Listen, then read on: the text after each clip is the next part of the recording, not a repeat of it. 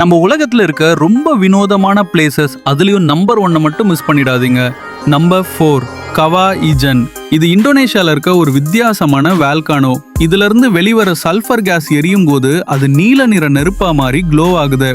Number 3 night glowing seas. உலகத்துல இருக்க சில கடற்கரைகள்ல இரவு நேரத்துல கடல் அலைகள் ஸ்டார்ஸ் மாதிரி ப்ளூ கலர்ல க்ளோ ஆகும். இது பயோலுமினசன்ஸ் எஃபெக்ட்னு சொல்லப்படுது. Number 2 boiling river. அமேசான் காட்டுல ஓடுற இந்த ரிவர் 90 டிகிரி செல்சியஸ் கொதிக்கிற வெப்பநிலையில ஓடுது. பூமியோட ஆழத்துல இருக்க டெம்பரேச்சர் தான் இதுக்கு காரணம்னு சொல்லப்படுது.